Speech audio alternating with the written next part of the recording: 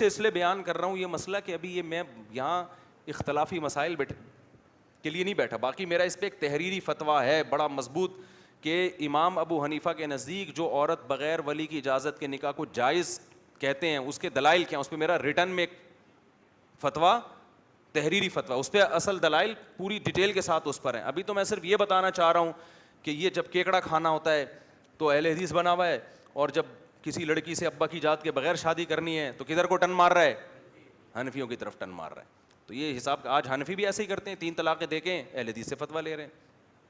2 نمازیں اکٹھی پڑھنی ہیں تو امام شافی بنے ہوئے ہیں اور سعودی بنے ہوئے ہیں.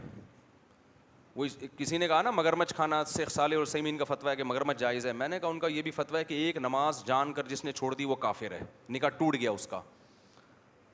کہہ رہے نہیں میں سعودیہ کے مفتی ہوں. وہ بار بار کہتے ہیں سعودیوں کو مانتا ہوں میں, سعودی یہ بر صغیر کے مولویوں کو نہیں مانتا, ان کو کیا پتہ اسلام کا, یہ اجمی لوگوں کو کیا پتہ اسلام کا.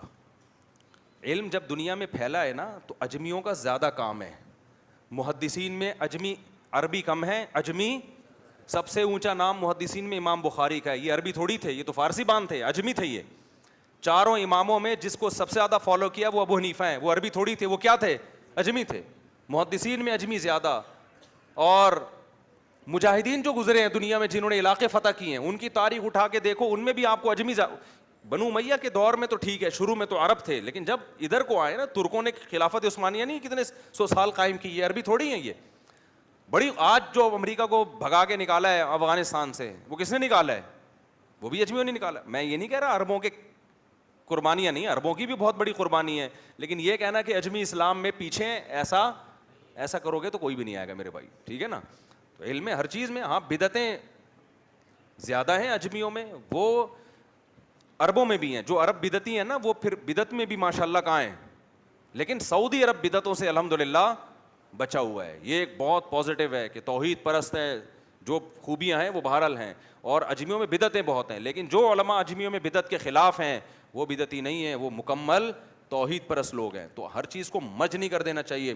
تو جو کہتا ہے نا کہ میں سعودیوں کے مفتیوں کو مانتا ہوں, سعودی کے علماء ہمارے لیے بہت قابل احترام ہے, خاص طور پہ بن باز اور العثیمین کا نام تو سعودیہ میں بہت ہے, بڑے پرہیزگار علماء تھے.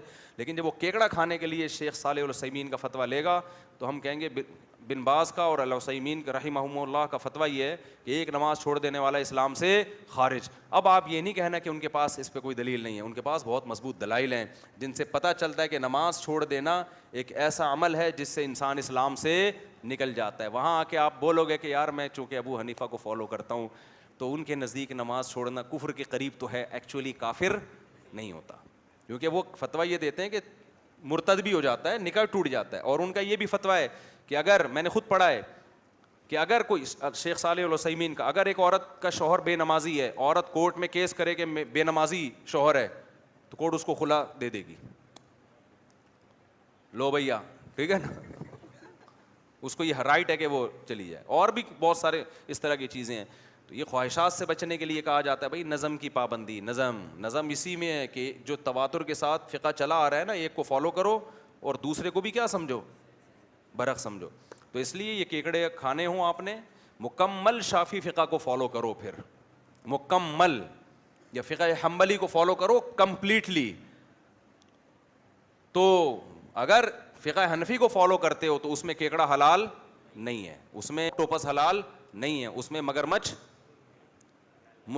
خبائث میں داخل ہے, اس میں کچھوا خبائث میں داخل ہے. مرغی کے انڈے کھاؤ, کبوتر کے انڈے کھاؤ, ٹھیک ہے نا, کچھوے کے انڈے نہیں کھا سکتے آپ. اور اس کے بھی دلائل ہیں جو میں نے ابھی مختصراً آپ کے سامنے پیش کیے.